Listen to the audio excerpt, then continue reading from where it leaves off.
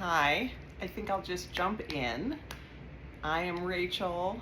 This was the podcast Yarn Equals Joy, which had 32 episodes and ended unexpectedly in March of 2022. So that's 4 years ago. And here I am wanting to resurrect things with quite a twist. Lots of life changes and lots of updates, but I will save that for farther along for those of you who just got connected to me through the algorithm and are willing to try a new podcast about knitting, which I love and am passionate about. Then welcome. If you are one of the small cohort who followed me before, welcome back. And I will try very hard to implement some upgrades. The little first upgrade I tried suddenly is not working, which was a microphone, so I hope the sound is okay. And I'll try not to say 1,000 times. So quick little introduction, and then I will save the rest for later on near the end of this podcast. So my name is Rachel. I'm in Texas. I am a recently retired English teacher and department chair at a local high school. And I am obsessed with knitting. I have found that since this first school year that I've not been teaching in over 23 years, I am filling a lot of my time with knitting, so there's a lot of knitting going on. But there are also some other big changes in the wind, and if you're at all interested, I will try to do a more specific catch-up, as I said, near the end. Okay, so traditional podcast, I'm going to start with FOs. They both happen to be blankets right now. The first is the Helen Stewart, who is also known as Curious Handmade, her button box throw. This is different than, I think, the way it was designed, which was scrappier. I have, as will become apparent, a ridiculous amount of yarn stash, and I love bright colors, so I decided I wanted to just focus on this neon yellow and then use up some of my pink and purple minis, and it just worked really well. So it is a baby blanket. It smells wonderful. This is the wool wash, and it was a super cool pattern. The only issue I had, and it was definitely user error, the only issue was at the end, you do this I-cord all the way around, and at the end you have to join the I-cord, and I just botched it pretty badly. So I put my little label in that corner to kind of mask the little wiggly bits. But some baby, probably a summer baby, because it's a really light blanket, will have this very cheerful, lovely throw.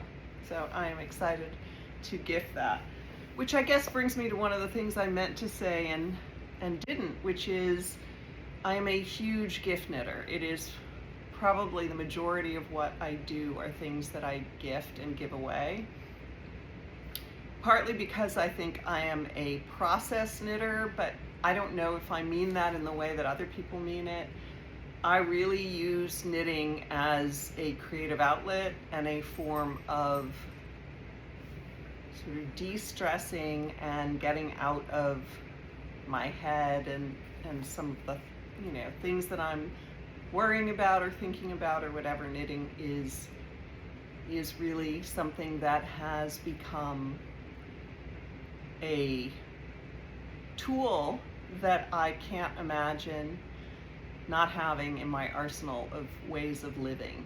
And I learned to knit when I was young, I mean, not young, like people learn when they're little. I learned, we had a winter term in college and I took a knitting course. I may have dabbled before then, just trying to teach myself, but my mom did not do things like that, and my grandmothers who did do some of that lived very far away. And I was always doing things with my hands as a kid, and so I was thrilled to pick up knitting. But knitting, when I went to college, was very different. Everything was either in books or in stores, and I'm a very visual learner, and so it was hard sometimes to just pick up a pattern and figure things out, and I didn't. Most of my adult life I've lived in Texas. There's not a big knitting culture in the city that I live in, and so there weren't really yarn stores with knit nights and things like that were accessible to me. So when my mom died about 10 years ago, I was drawn for some reason to pick up knitting again, and it really did get me through that difficult grieving period. And then I realized that knitting had changed and there was a whole world of YouTube videos, so I could be in my house and really learn how to do things. Okay, so that's WIP number one. And as you can see, there will be a trend towards playing with colors, to using what I have. More reason for that will become apparent near the end of this podcast. But I really do enjoy playing with color. It is like painting with yarn, and I think it is creative and exciting and relaxing and all the good things. So I decided that I needed a really cozy throw, and I just pulled colors from Stash that I really loved, and this is the Big Marl, which is a pattern from the Hedgehog Fibers website. I think all of their patterns are free. I used Cascade Eco Wool in this like white, off-white color, which is a very big, bulky yarn, and I held it at all times with 2 strands of fingering. So I'm going to stand up and sort of cover myself, and you'll be able to see the coziness that is this colorful blanket. So I can't really show you the whole thing, but the squish factor on this is like a 12 out of 10. It is cozy, squishy. I wasn't sure whether I was going to block it, 1, because I didn't want any of the squish to go away, and 2, because I just didn't think I could manage blocking it anywhere in my house. But it fit on my extended blocking mats, and it still has all the squish, and I would highly, highly, highly, highly recommend doing something like this if you have a massive stash. It is just so fun to take those colors and really use the bulky white to sort of literally bulk them up and make a big squishy blanket. The first time I tried this blanket, I thought I knew better than the designer. I think it calls for, I should have written it down, I think it's something like a size 15 needle, and I thought that I like a tighter fabric, and so I went down to like a 13, and then I very quickly saw it was just too tight. But being someone who doesn't always go back, because I like to go forward, which brings me to the new name of this podcast, which hopefully was at the beginning, but I will talk about it after this. So I'm all over the place. I'm sorry, I am beyond rusty. Rusty is when you haven't podcast in 2 or 3 weeks. I don't know what they call it when you haven't podcast in 4 years. So, but anyway, I then realized that it was a little too tight, especially with the I-cord edging, and I was afraid that it wasn't going to block out. but I was enjoying it so much I didn't want to take it off the needle, so I made a baby blanket out of it. I was able to block it out enough so that it was, you know, lay flat and it looked lovely. But then I just used the called for size. The designers often, if not always, know best. So I used the called for size and I made one for me. This is not a gift knit unless one of my kids, my adult children, comes and falls in love with it, but I love it so much. So that is finished object number 2. Okay, the name, the new name, Yarn Equals Joy, absolutely describes my relationship with wool and fiber, 100%. It brings me enormous joy. Buying it, knitting it, gifting it, playing with it, looking at it, touching it, yeah, all the stuff. However, I am at a very different point in my life than I was when I started the podcast probably 7 years ago or something like that. And after some brainstorming with aforementioned adult children and really trying to figure out what I want this to be, we came up with the name the Next Row Knitters Club. And being an English teacher, I like meaning that is layered, and next row is obviously the way we knit. We do one row and then there's another row to do and there's another row after that, and we just keep going, much like in life where we wake up and we just put one foot in front of the other, and regardless of whether it's a gray day or a sunny day or an easy day or a hard day, we just keep going. And so the Next Row Knitters Club seemed particularly apt, especially since I am starting a very big next row in my life, and it just all fit together. So anyway, that is the new name, and hopefully I got it on the screen somehow, but we'll see. Okay, so I'm going to start whips with what we usually call in the knitting world a UFO, an unfinished object, something that was started a ridiculously long time ago, has languished for any number of reasons. Mine is the Northeasterly blanket, which is a pattern by Skananigans. That's sort of a picture of what it looks like. It has these beautiful sort of chevrons. Many years ago, I got it in my head that this particular blanket would look great with an assortment of Koigu Fingering. So for those of you who aren't familiar with Koigu, everything's a little tangled. It comes in these really interesting color changing, color blending. It's Koigu wool, Koigu, and it's called KPPPM fingering. It's just their 100% wool, I think, fingering. And the color changes are very short, so it has a very distinctive look, and I thought it would make the most extraordinary baby blanket, which I began, and which I really adore.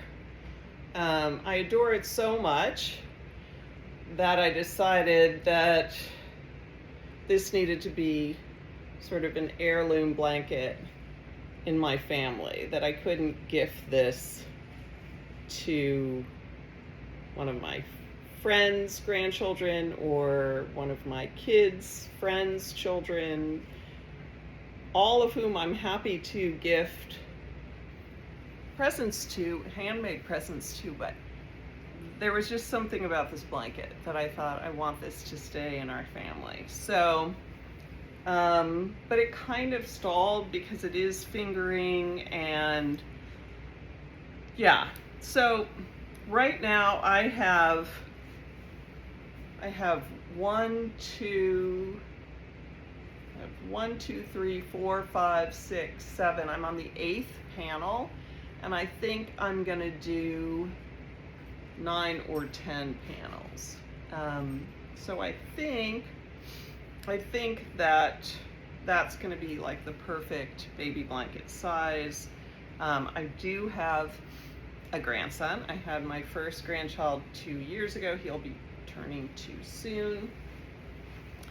But initially I thought this was too girly when I found out, you know, that they were having a boy, and I thought, yeah.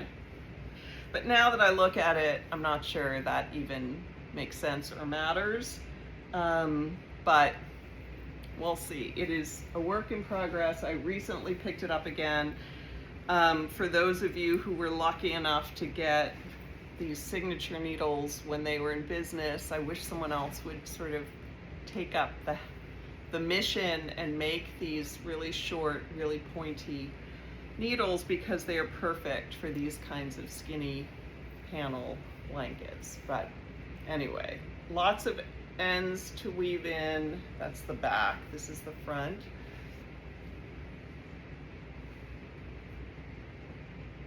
But I do think it's going to be pretty spectacular. And, you know, it is a combo, as we know, between, you know, this particular yarn and this particular pattern, which I think just, you know, works really, really, really, really well together. So excited to someday finish that and gift it to a grandchild, I guess. Okay, so that's UFO 1, WIP 1. My next are a pair of socks. I have a love-hate relationship with knitting socks. I did learn several years ago. I was very curious, so I made myself learn. One of the things I love about knitting is its utilitarian properties. Like, you are alone in the woods, you can knit a pair of socks, right? Like, you can take care of yourself. You can put hats and mittens on the people you love, you know. I love that part of it. I will say now, I don't have usually a ton of garment knitting. I do knit garments. I have a baby sweater on the go for my grandson for his birthday. I did the Ooey Gooey sweater by Andrea Mowry, which I may wear at some point when I'm somewhere colder. It is 70 degrees here in February of 2026, so not really sweater weather. Okay, so socks.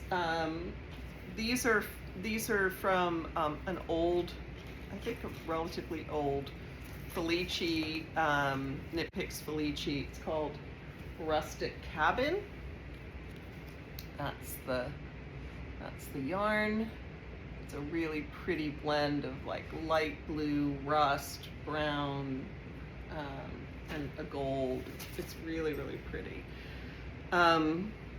So this is what I have so far. I'm using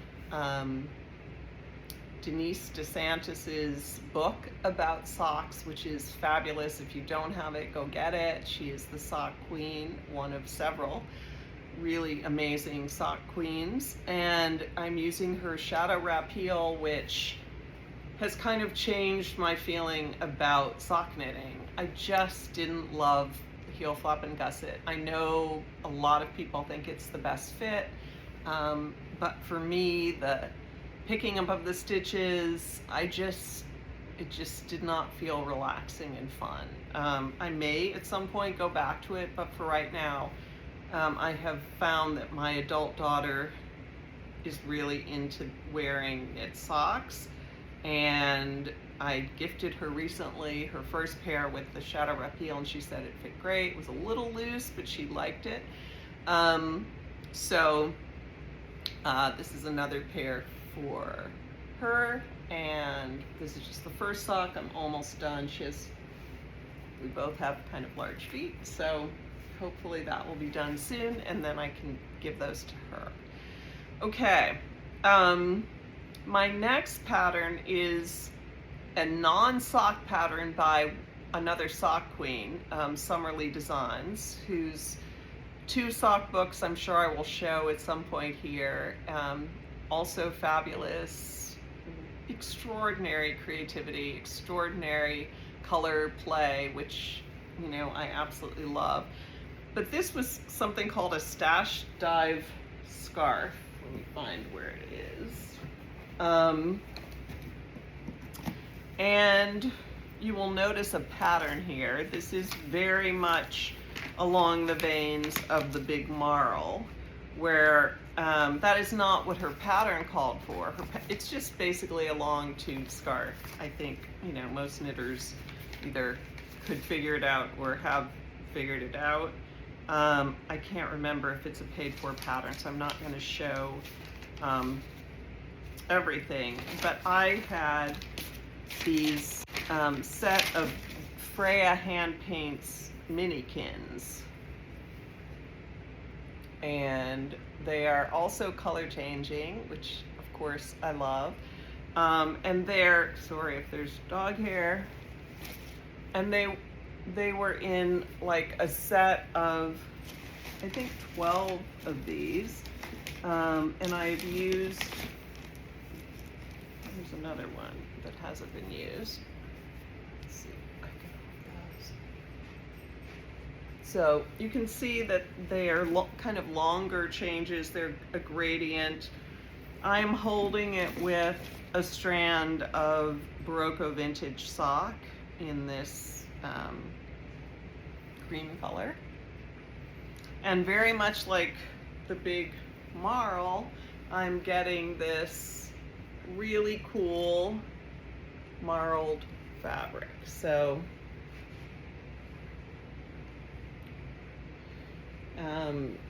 it's just gonna be like a really cozy scarf.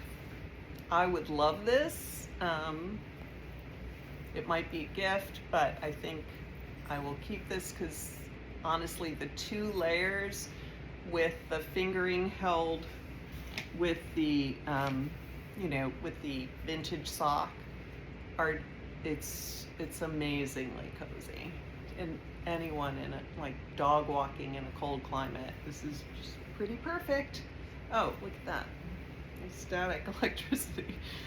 Okay, so anyway, I love this. I am sort of intentionally choosing which color goes next, but honestly not in a fussy way, because when they're balled up you can't totally tell like exactly what the color progression is, and so there is a bit of sort of mystery magic going on. So anyway, I love this. So cozy, and it's just round and round and round, so it's perfect for when anybody is around or you don't have the brain space for anything else. Okay, my next cast on is whip is the Wishing Star Shawl by Helen Stewart. And I am going to try to do show notes. I know I didn't when I had Yarn Equals Joy, but I'm trying to upgrade, so I will try to figure out how to put the show notes down below. Okay, so the Wishing Star Shawl is in a bag that I made. I have Joan Mag bags, or I did, and I may resurrect that in my new retirement. But this is a project bag, and the yarn I'm using is marinated yarns in Practicality Fingering, and the color is Hippie Hippie Shake, which is a really pretty variegated with a lot of sort of pinky purple, but then some sort of kind of ochre colors in it too. I don't know if you can see that. And the pattern is not coming out perfectly well yet because there are these little stars, hence the name Wishing Star Shawl. And it shows much more clearly after it's been blocked. And the reason I know this is because I finished one a couple months ago and gifted it to a friend when I went to visit her. And she basically wore it the entire time I was there. And one of the things I noticed, it's a one skein project, which I love, which is perfect for someone like me who buys single skeins all the time. And if you are like that, you are in need of one skein projects like this, and projects like this where you can utilize, you know, different colors and make something else. So, hers flew off the needles. I don't know what happened. This has languished a little. I know I will love it, or I will gift it, but the thing I loved about hers is the little shawls are all the rage now, and I did not think of myself as a little shawl person. I like big, sort of cozy, enveloping shawls. But I see the sort of fashion, you know, usefulness of these smaller shawls, but I don't love the skinny ones. They just look silly to me. And I think maybe if you're more petite, I'm pretty tall, maybe that's it, I don't know. But when I saw her wearing hers, and it has this beautiful sort of lace detail, which you can sort of see at the bottom, it just was the perfect shawl to just sort of have around your neck. It did provide a little actual warmth, but it also just provided a pop of color, and it was really, really pretty looking. So again, that is why I cast another one on. And then, as we do, I got distracted, and for some reason this is not like flying off, but it's great. It's not a hard knit at all. It's a great travel project. And again, I like having one skein projects that work up easily and well and that I can keep or gift. Okay. Next is, as I mentioned, I'm making a sweater. And this has a little bit of a sad story.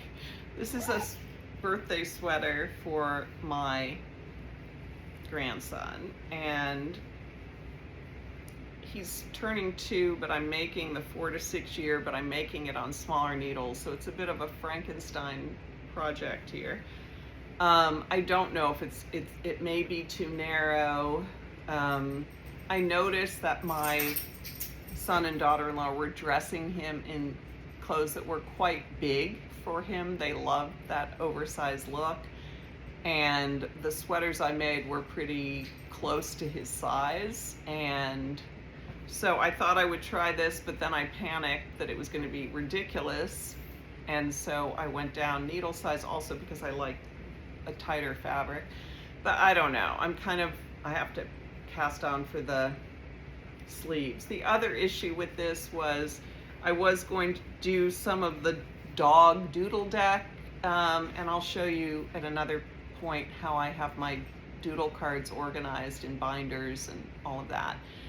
But then I realized I didn't really want the dogs going all the way around the sweater, and that required in the round intarsia, which I'd never done, and I kind of just freaked out because I do have a little bit of a time thing on this. So I think it is either going to be plain, or I may try to embroider, which I also have not done on knits. Try to embroider his first initial on the front, something like that. So the yarn is Cloudborn. I don't even know if they're making wool anymore. Cloudborn Superwash Merino in worsted twist in the color Autumn Heather, and it actually is a really, really, it has like a dark undertone. I don't know if you can see that, but it's a really beautiful, rich color, and I think I have many, many more skeins. So if this, you know, if I want, I can probably make my son a matching sweater at some point. We'll see. Okay, my final cast on or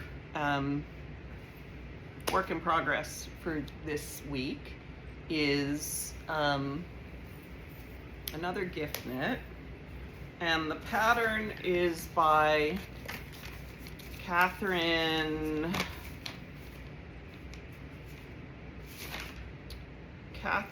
Clark. It's called the Hella Hot Hexie Cowl. And those of you who are familiar with Stephen West's patterns may notice it really looks like his Hexie bubble or whatever. Bubble cowl. I'm not sure what it's. Excuse me. I'm gonna sneeze. Okay. Not sure what it's called, but as I was working through some of my stash, I can't even call it working through. There's such an enormous amount. As I was trying to reorganize and figure out what I'm doing with all this stuff, I found a camel color from Farmer Daughter Fibers in their Juicy Decay called Nappy, which was just a really nice camel. And originally I saw that pattern, it came up somewhere, and I thought, oh, I can take more minis and just hold them double, and then I'll have this like stained glass, really cool. But when I put all my sort of bright neon-y minis against the camel, it just didn't look right. It just didn't have the same feel, it didn't pop. So then I found this color, which is another dyer that I don't know if they're still dyeing or not, Molly Girl Yarn, in their Rockstar Decay in the colorway Electric Love.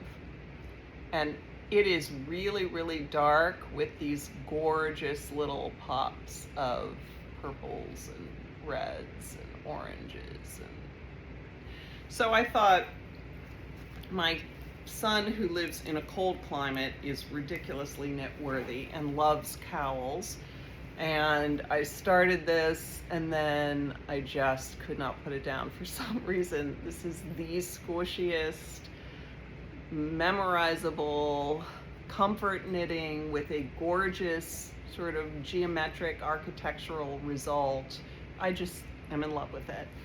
So in love with it that when I was doing the stash cleaning, I found two other colors, and I won't go into what they are quite yet, but this was like a white with black and pink and neon colors, and then this sort of pink Madeline Tosh color.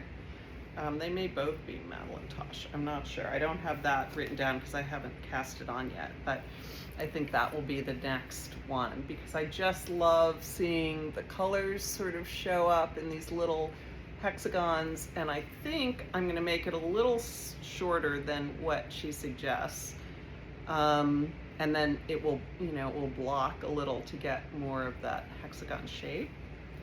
But I've been trying it on just to see, because it is a pretty thick cowl, and so I think with the really thin fingering cowls, I think the more length the better, because then you get the sort of it lays nicely and you have the warmth. But for some of the thicker cowls, I do think kind of the shorter height is probably a little better. So I will be continuing to work on that, and it's probably almost done. Okay, so a little bit of life update and a little conversation about destashing. And then I will sign off, because I really think, if I can keep these under 40 minutes, that would be perfect. Okay, so I have a yarn collecting issue, apparently. I did not completely realize how reckless I had been in my yarn purchasing. And I have gorgeous yarn, and I don't really want to get rid of it. I want to just live till 200 and be knitting every day, but that's a little unrealistic. I am about to make a huge move cross country and relocate, and so that is why I have been going through everything and I've gotten rid of a lot of unfinished objects or whips that I really just don't feel the love anymore for. But yarn, most of the yarn I still love. And I also know that there is no way to really destash it and get what it is worth, right? So is it better to have it and be able to make things with it, or is it better to just get it into the homes of people who can use it and love it? And I'm toying with some different ideas. Not everybody likes single skeins and playing with color, but a lot of people do. I know I'm not the only person out there. And I think that creating a sampler box, a yarn sampler box, where you could literally try out yarn. It may even be like a yarn time capsule. There will be yarns in there that you can't get anymore that are precious in that way. So I am sort of experimenting with this idea of how to sort of destash yarn in a more efficient way, but also in a more creative way. This box has a Madeline Tosh DK in the colorway Pigeon Wing, which is like a gray, but it looks like blue undertones. It has a Canon hand dye in Charles Merino Fingering, which is an 80 Merino 20 nylon, so it would be great for socks. I'm not sure what the color is.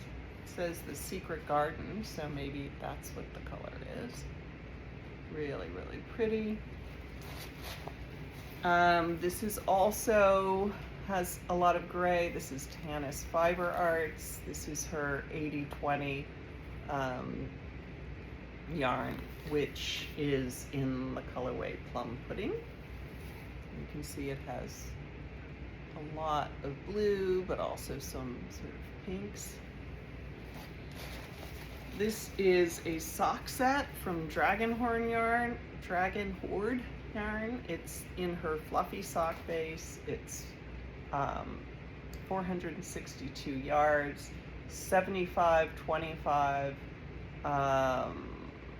and then it's from her My Favorite Murder sock kit. It has that little orange mini. And last but not least, this is from Lolo Did It.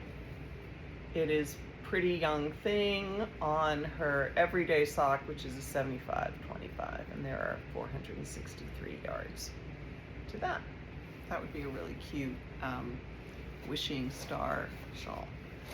Okay, so I think I would love to sell boxes like this, sort of either mystery boxes or maybe post them on Instagram if there is any interest or any ideas you have.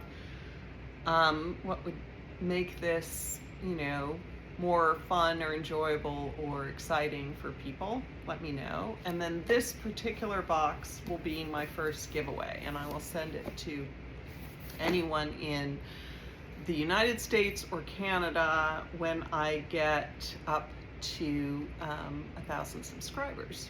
So help me hit subscribe, hit the likes. If you have a podcast and you'd be willing to tell people that I am back and rebranded, that would be amazing and awesome. But this will go out to some lucky viewer after 1,000 subscribers. So that's it.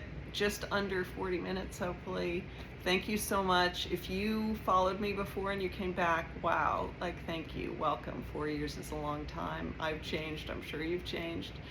And if you're new, please follow along. This is gonna be quite a ride. Thank you, bye.